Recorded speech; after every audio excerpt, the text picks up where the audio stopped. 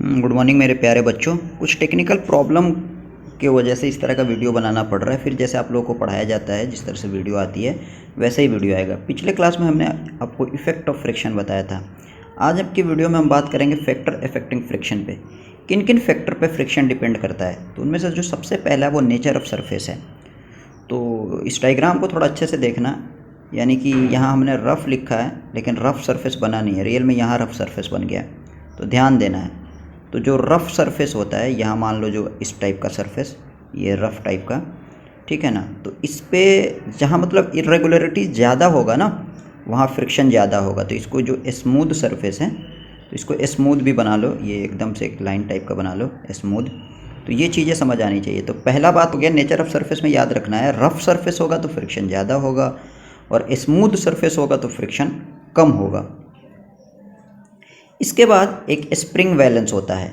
Spring balance देखो और detail से हम जैसे बात होती है वीडियो में उसमें तो बताऊंगा। ये स्प्रिंग बैलेंस फिलहाल अभी बस ऐसे ही समझ लो। Spring balance measures the weight of an object by opposing the force of gravity, ठीक है, with the force of an extended spring. अच्छे से डिटेल में हम बात करेंगे, फिलहाल बस अभी इतना ही। इसके बाद इसके बाद इसके बाद दूसरा, ये जो स्प्रिंग बैलेंस है इस पर हम लाइव वीडियो में बात करेंगे, मतलब जिस तरह से वीडियो आता है। अब इसके अलावा देखो दूसरा आपका क्या है, wait of an object. Wait of an object यानी जो बॉडी का वेट होता है, जैसे मान लो जो बॉडी ज़्यादा होगा जिसका मास ज़्यादा होगा, अब मास ज़्यादा होगा तो उसका वेट भी ज़्यादा होगा। अब अगर वेट ज़्यादा होगा तो फ्रिक्शन भी ज़्यादा होगा। इसके अलावा बॉडी का मास कम होगा तो वेट कम होगा, वेट कम होगा तो फ्रिक्शन भी कम होगा। इसके बाद आता है आपका क्या आता है, एरिया ऑफ कांटेक्ट। ये बात बड़ा इंपॉर्टेंट है। जो फ्रिक्शनल फोर्स होता है वो इंडिपेंडेंट होता है एरिया ऑफ कांटेक्ट के, यानी एरिया जो भी आप बढ़ा दोगे तो कोई पूछे क्या फ्रिक्शन बढ़ेगा क्या, लगता है ऐसा है कि फ्रिक्शन बढ़ जाएगा, लेकिन रियल में ऐसा नहीं है। एरिया से इंडिपेंडेंट होता है फ्रिक्शनल फोर्स। एरिया आप चाहे जितना बढ़ा लो या कम कर लो, फ्रिक्शनल फोर्स पे कोई फ़र्क नहीं पड़ता है। अब कुछ ये फिल इन द ब्लैंक्स है तो इसमें कोई बड़ी बात नहीं है, ये आप कर सकते हैं। ये आपका होमवर्क रहा, ये जो आपका क्या है होमवर्क है।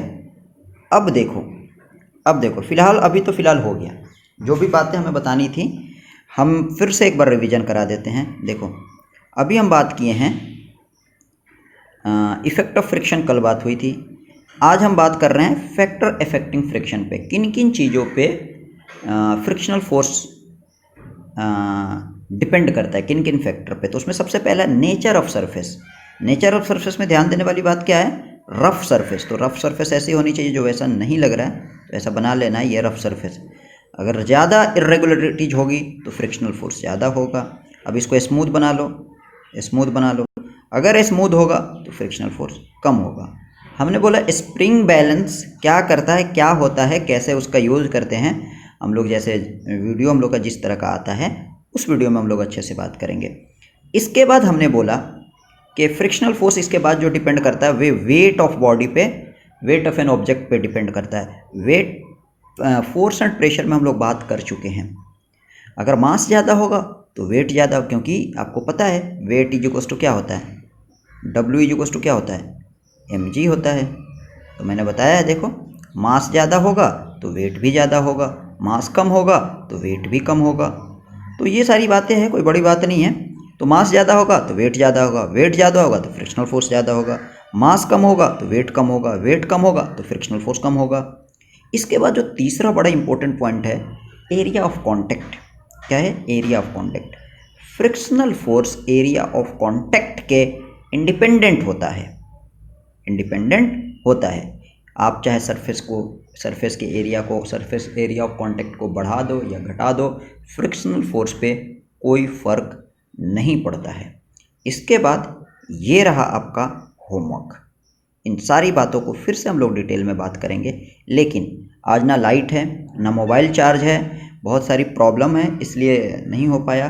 खैर, अब इसके बाद का जो हमारा टॉपिक है, एक ऐसा समझ लो बड़ा इंटरेस्टिंग क्या, हम लोग बात करेंगे टाइप्स ऑफ फ्रिक्शन पर। किस पर बात करेंगे?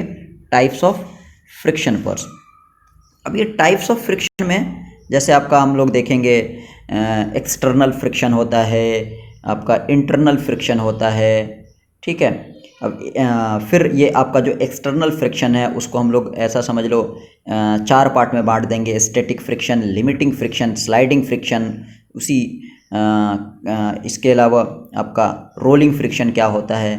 फिर जो आपका है इंटरनल फ्रिक्शन, फ्लूइड में जो फ्रिक्शन होता है, विस्कोसिटी, ये आगे क्लास में आपको विस्कोसिटी वगैरह पढ़ाया जाएगा, आप कुछ इस तरह से बताया जाएगा। जो इंटरनल फ्रिक्शन होता है, it develops between contact layers of liquid also called as viscous force. समझ रहे हो, विस्कोसिटी का हमने नाम लिया और देखो आपके बुक में भी है, हालांकि ये क्लास 11th में बहुत डिटेल से पढ़ाया जाता है। तो इंटरनल फोर्स, इंटरनल फ्रिक्शन कहने का मतलब ये है फ्लूइड, फ्लूइड मीन्स लिक्विड और गैस के अंदर भी फ्रिक्शन क्रिएट होता है, ठीक है। तो पढ़ाएंगे पानी ज़्यादा फ्रिक्शन पानी में ज़्यादा फ्रिक्शन होता है, या पानी ज़्यादा विस्कस होता है, या शहद ज़्यादा विस्कस होता है, या जो हम लोग कोलगेट वगैरह जो टूथब्रश पेस्ट यूज करते हैं वो ज़्यादा विस्कस होता है। तो इन चीज़ों के बारे में बात करेंगे। तो हम लोग का नेक्स्ट टॉपिक है जो आपका, वो है आपका टाइप्स ऑफ फ्रिक्शन। तो एक्सटर्नल फ्रिक्शन, इंटरनल फ्रिक्शन, फिर देखेंगे एक्सटर्नल फ्रिक्शन क्या होता है, इंटरनल फ्रिक्शन क्या होता है। फिर एक्सटर्नल फ्रिक्शन को बांटेंगे और जितने सारे, जैसे स्टैटिक हो गया, लिमिटिंग हो गया, स्लाइडिंग हो गया, रोलिंग हो गया, अब और भी जैसे डायनेमिक फ्रिक्शन, काइनेटिक फ्रिक्शन, इन सारी चीज़ों को हम लोग एक एक करके डिटेल में पूरे अच्छे से बात करेंगे। देन फिर हम लोग इंटरनल फ्रिक्शन पे आ जाएंगे। अभी से वर्ड याद कर लो, विस्कोसिटी या विस्कस फोर्स, वो भी फ्रिक्शन ही है, लेकिन फ्लूइड के अंदर जो फ्रिक्शन आता है उसको हम लोग क्या कहते हैं, विस्कोसिटी कहते हैं। एक अलग से वर्ड दे दिया गया है, एक टर्मिनोलॉजी दे दी गई है। तो ये जो आपका है, ये आपका रहा होमवर्क, ये आपका क्या है, होमवर्क।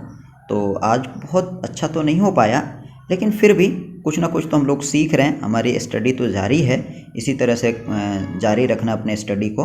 और बस अभी कुछ, बस इसके बाद अब वीडियो एकदम बिल्कुल बेहतरीन आएगा। तो फिलहाल आज बस इतना ही रहने देते हैं। जो भी बातें बताई गई है, इसको जिस तरह से आपका वीडियो आता है उसमें सारी बातें ज़रूर बताया जाएगा, और आपको अच्छे से नोट्स बनाना है, होमवर्क करके सेंड करना है। तो चलो आज बस इतना ही रहने देते हैं, फिर मुलाकात होगी तो बात होगी।